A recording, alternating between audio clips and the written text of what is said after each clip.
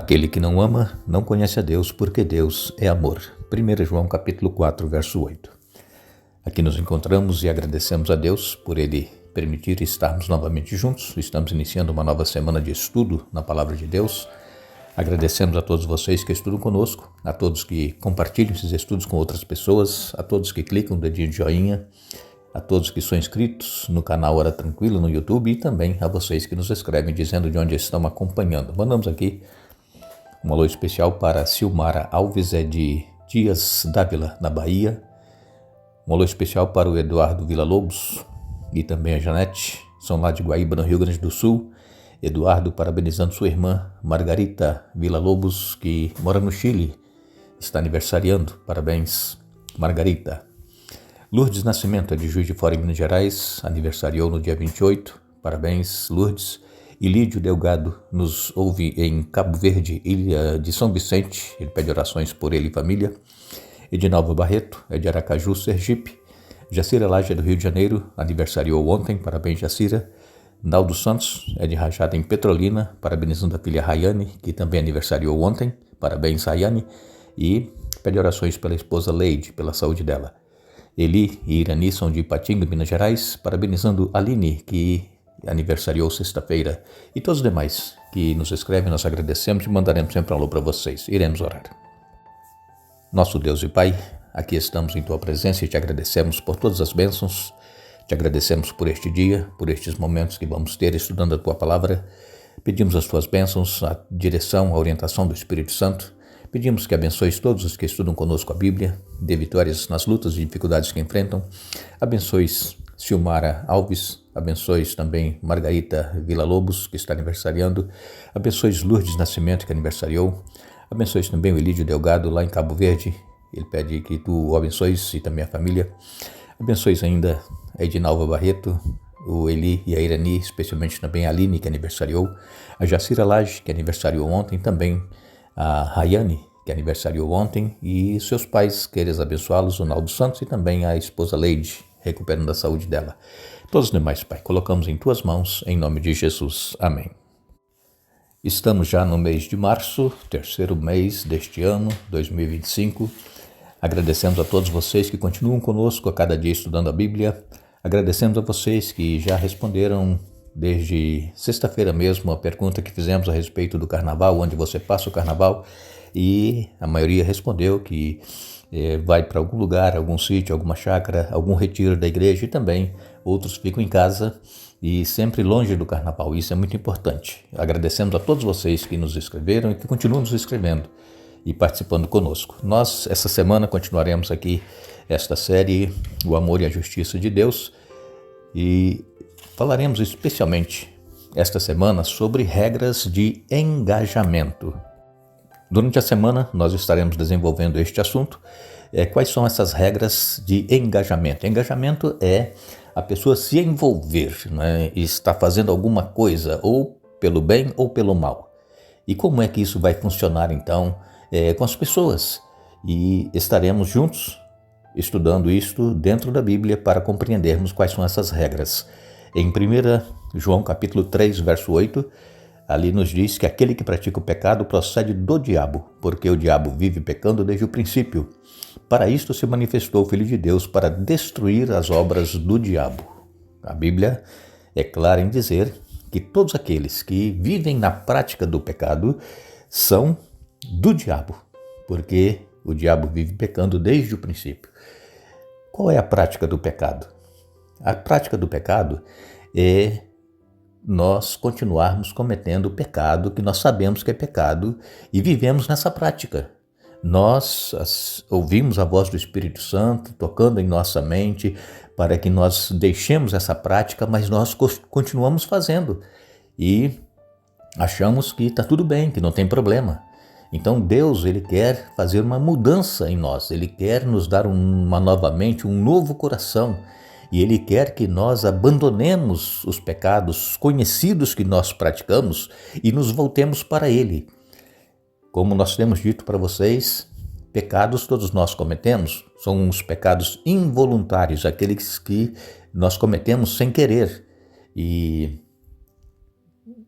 esses pecados mesmo sendo involuntários, quando nós nos damos conta de que pecamos, por exemplo, agredir alguém com palavras, fazer uma maldade com alguém por alguma situação, e aí nós caímos, na real, e vemos que nós erramos, que nós pecamos, nós precisamos pedir a Deus o perdão e Ele nos perdoa.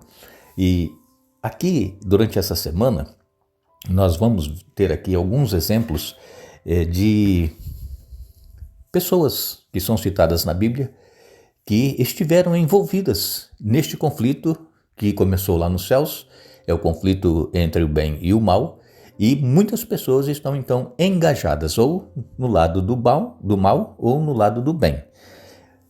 Quando nós vamos para a Bíblia, em 1 Reis, capítulo 18, ali nós encontramos a história, o fato acontecido com o rei Acabe e o profeta Elias.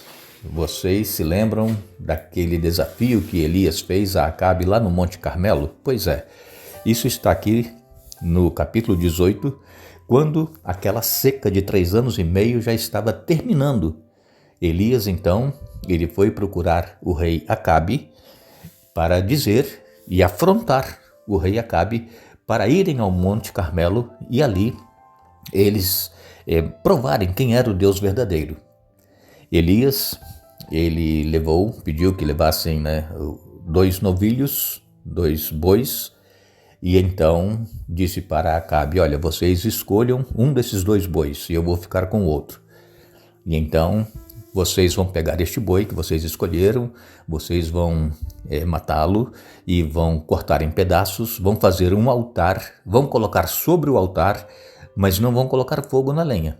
Vocês vão clamar aos deuses de vocês e, se o Deus de vocês mandar chuva, esse Deus é o Deus que nós deveremos servir.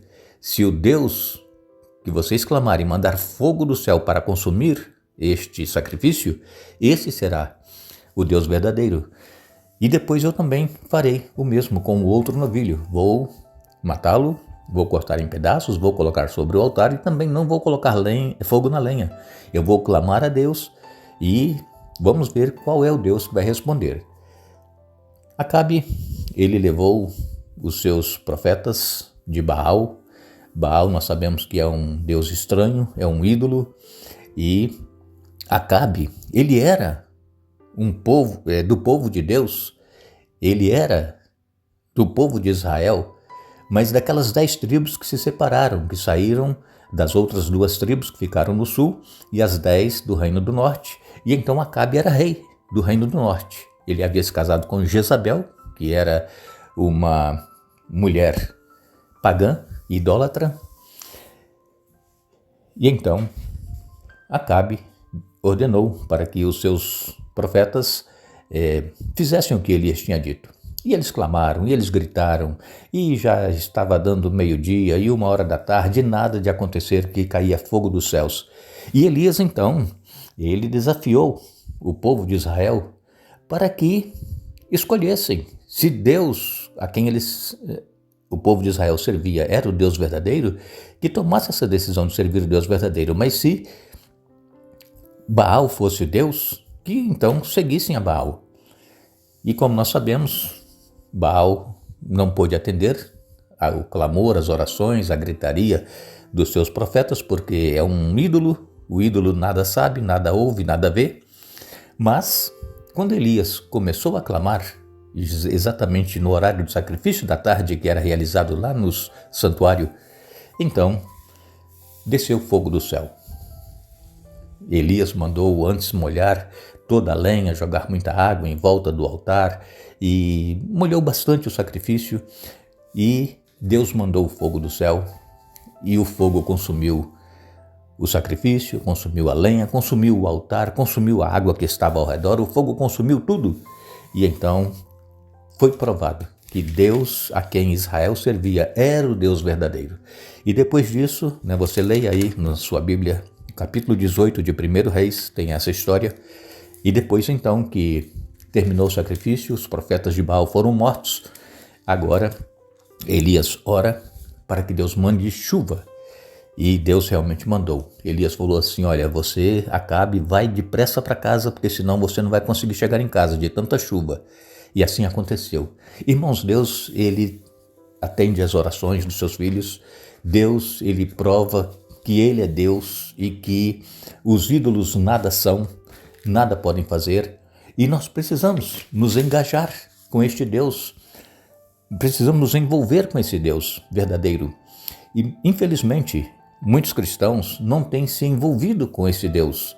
Têm apenas aceito a Jesus em suas vidas e continuado uma vida normal, sem nada mudar, sem nada acontecer de importante para provar que Deus é Deus. Então nós precisamos fazer como Elias, clamar, buscar a Deus, viver uma vida em comunhão com Deus. E temos também o relato de Daniel. Daniel, no capítulo 10, ele estava clamando, orando a Deus. Acontece que o anjo que foi enviado para atender a oração de Daniel, esse anjo foi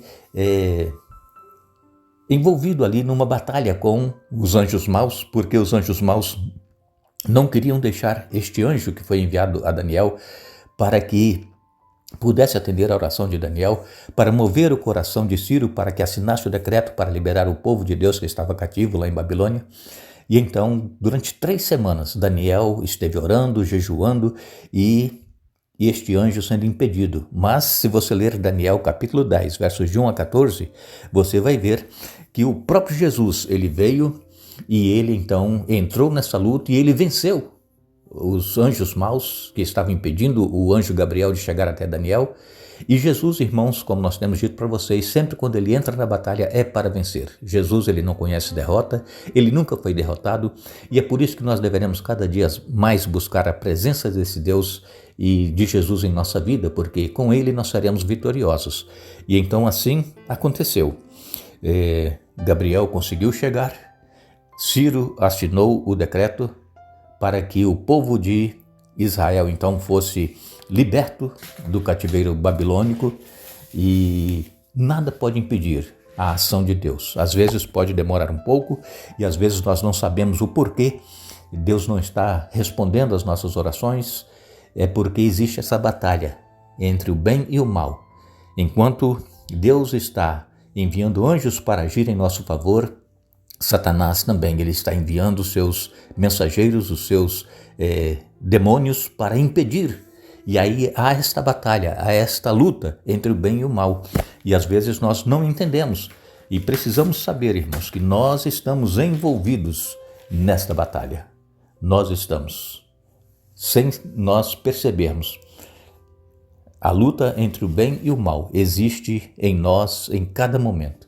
E que nós possamos nos envolver, nos engajar do lado do bem, do lado do nosso Deus. Por quê? Porque Jesus ele venceu e ele nos garante a vitória também, se nós assim confiarmos nele. Que Deus nos abençoe, que Deus nos dê um bom dia. Nós vamos retornar amanhã para dar sequência ao estudo da semana, mas não nos esqueçamos. A Bíblia, ela nos diz: com amor eterno eu te amei e com benignidade te atraí. Jeremias capítulo 31, verso 3. Que Deus nos abençoe.